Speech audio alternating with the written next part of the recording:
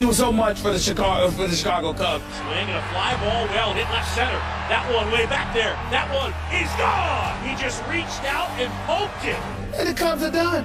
Swinging a ball driven in the air center field. That's well hit. That one on its way, and that one is into the bleachers and gone. Hasta la vista, baby. The right-hander kicks and fires. Right there, got him looking, and that is the ball game. M-E-T-S, Mets. That's for you, Jeff. See what I have to put up with. DeGrom-ination. Jacob DeGrom threw 7 strong innings. Daniel Murphy homered in his 5th straight postseason game, and the Mets took a 3-0 lead in the NLCS after a 5-2 win last night. The only team in MLB history to come back from a 3-0 deficit is the 2004 Red Sox. Stephen A. Smith. I remember that.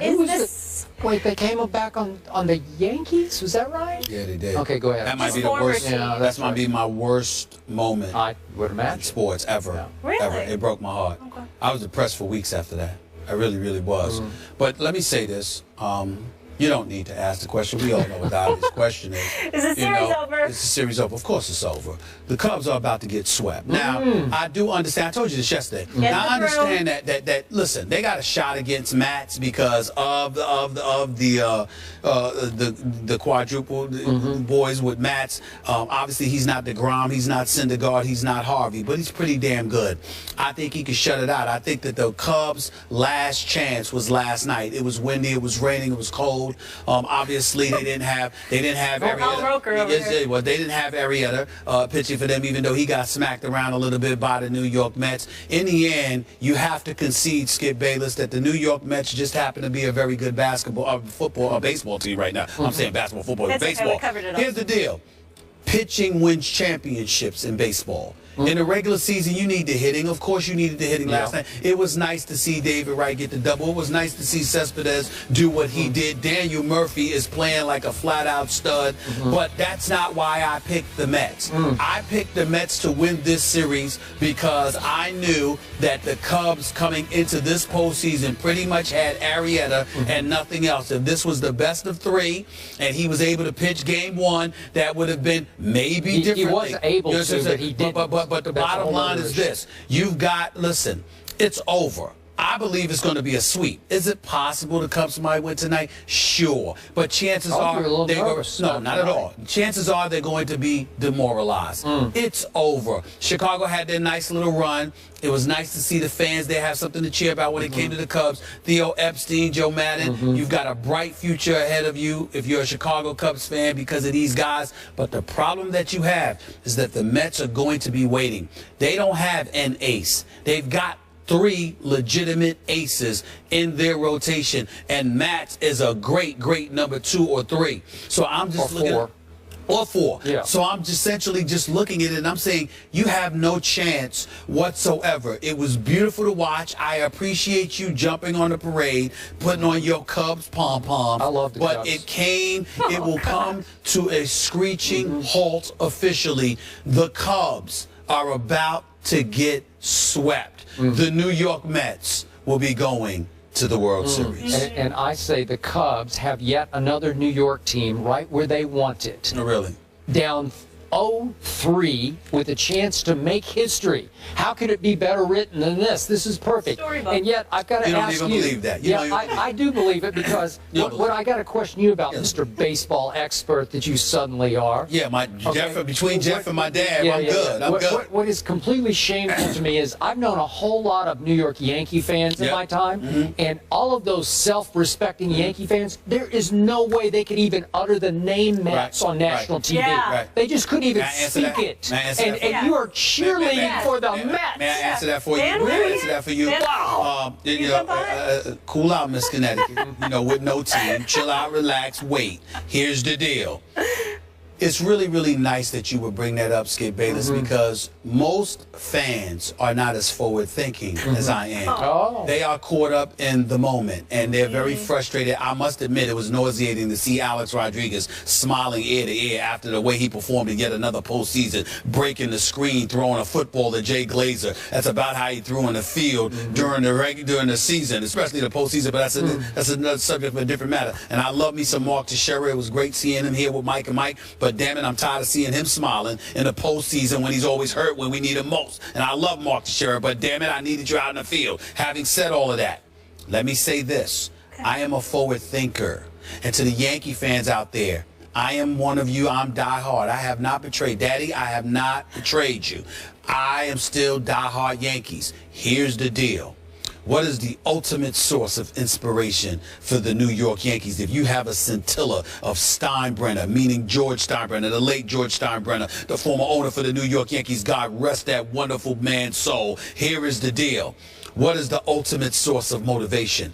If the New York Mets win, it will prioritize and elevate the level of urgency for the New York Yankees. Absolutely. Anybody that knows, you can say whatever you want. You can pretend all you want. You know how I feel about my Yankees. The bottom line is this. We don't have the farm system that the Mets have. Sandy Alderson has done a fabulous job in the whole aftermath of the Bernie Madoff scandal with the Will Ponds. But in the end, the New York Yankees, damn it, I'll admit it publicly. If we got to buy a championship, be my guest. Open the bank book, pay the dollars, get who you need to get so we can stop this travesty of the Mets being the representatives of New York more than the New York Yankees. If that means the Mets having to win the World Series to get that done, I'm all for it. Ain't no shame in my game. Ain't no shame in my game. My man Jeff knows that too. I don't care. Okay, whatever it takes. As the late, great former Mets manager Yogi Berra once said, it ain't over until... It's over. It's completely over. I promise you the Mets will not depart Chicago without the National League pennant. It is over. Yes. Y'all can sit up there, Chicago. Love y'all. Great sports town. Sayonara. Turn out the lights. Oh, gosh. More the first take over. That's gone married. They say that all... First Take is brought to you by Extra. Give Extra, get Extra. Our next guest led the Baltimore Ravens to victory in Super Bowl 35, where he was named Super Bowl MVP, and again in Super Bowl 47, a three-time Pro Bowler and three-time AFC Defensive Player of the Year, and now, of course, an ESPN analyst and an author. Your new book, I Feel Like Going On, Life, Game, and Glory. Welcome to the desk, Ray Lewis. Thank you. Pleasure to see you guys. Look, man, we running out of time, so let me get right to it, okay? Why this book? Why now? Yeah, everything got quiet. I retired. I let the story die down, everything, and I think now a lot of people seen my story, but nobody's ever told my story. And so I think with all of the requests and all of the things that I've been asked to do, man, from the cancer patients to people suffering with this, people suffering with that, it's like my opportunity to just say, you know what? You may have seen part of my story, but I promise you, if you keep going, you know, there's glory on the other side of it. So I thought it was appropriate time. Okay. Pardon the harsh transition here, but we got to talk some football, and we're about out of time. Yeah. Your Baltimore Ravens. Yeah. How much are they missing having a you in that locker room right now? Yeah, it's different. It's different. They have to start all over, right? And you see franchises go through things like this, but they don't have that cornerstone yet, right? And for years they was graced with that, right? It was what we created in Baltimore, what Oz and Newsom did in 1996, and now they have to create that. When you see, you know, the games, it's the offense one week, it's the defense the next week, and then you look for that one person that you say, who is that one person, right? That they go to. Who is it? Yeah. Is it Steve Smith? Is it? Well, you know, Steve is he come from another place, so it's a little bit different because he's a leader of his own, right? He plays the game one way, but it's going to have to be somebody that's going to be looked towards the future, right? What does the future look like for the Baltimore Ravens? So many questions about Peyton Manning right now. I'm wondering whether or not you believe he has an even better opportunity to win than in recent memory because of that defense, and I know how you feel about defenses, or are you noticing a decline of Peyton Manning? Well, listen, you know, everything declines. I think, but when you see the way Denver's defense is playing football right now, you can win a Super Bowl with a quarterback with that type of experience. Because anytime you have that type of experience, if you're Peyton Manning, you don't have to do everything. And I think the way Denver is playing, the turnover ratio right now is incredible with what they're doing. And I think the field position of what they're really doing, Peyton doesn't have to be Peyton, the Superman Peyton no more, right? He just has to get the ball out of his hands and let this play. Could you please tell him that the Dallas Cowboys have minimal to no chance of winning the Super Bowl? Can we get that? Go ahead, go to no chance. Please. Could you tell us? Could you tell him that? It's a tough climb for the Cowboys. It's a real tough climb. Is it over? You know what? You never know when it's over, right? And I always say that. Who do you pick? Who's the Super Bowl champ? Who do you have fun with? And I always say, listen, playoff time is always gonna be the team that gets hot. What about Seattle? Because I'm wondering what I've been seeing from them, and I'm seeing their defense is fragmenting, and you always talk about defenses needing to be together. I don't see that in Seattle right now. Yeah, it's all communication, man. And when you think about, those type of defenses, right? I just had this conversation. One of the guys responded about the difference of good and great defenses, right? Good defenses can really be good for a year or two and things like that. But when you start to become great, the players take ownership of the defense, right? And you don't have to. It doesn't turn out to point finger. No, me and Rod Wilson, we ain't finna point fingers. No, we finna say, listen, tight end come up the seam, you gonna take him right now, I'm gonna close to this. Yes, you're gonna communicate with all of that. But when you see the miscommunication that's going on, I think it's something I don't really know where to put my finger on. You were instrumental in getting Cam back in the fall, Cam Chancellor. Yes, sir. And a lot of people began to view him as a savior for that defense, which I thought was a little unfair to him. Would you agree with that? How he's the boom of that defense. Yeah, he's definitely the mentality of that defense, right? When you think about Seattle and everything that they do, he brings fear when it comes to how is that defense looked at. But when you talk about the savior of that defense, it's just so many other pieces, so many unsung heroes. I think they have one of the greatest 4, 5, 6-man rotations from their defensive line that really makes them a dominant football team. What were your thoughts about Chip Kelly when you heard all this news in the offseason, a myriad of complaints that we don't even have enough time to get into, but you heard what you heard about Chip Kelly in Philadelphia, and then you saw them perform. What are your thoughts about what's been going on in Philadelphia and what's going on there now? I think my real thoughts is I would love to sit down and ask him, like, when you made that transition to get rid of all of those people, right? How did you convince DeMarco Murray to come here?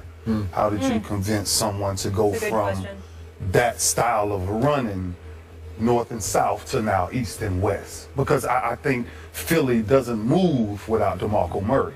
And I think, Sam Bradford, I don't know if he's ever that guy, right? We don't know. He calls him Sam Badford. Yeah. Well, that's what he was the other night. Yeah, and so I just think it's an identity, right? When you release all of those people who were Philly, picked, and now you bring in a bunch of journeymen here, there, add them in. I don't think that formula works. Just last quick question, quick answer. Do you still believe that Tom Brady cheated and lied about it?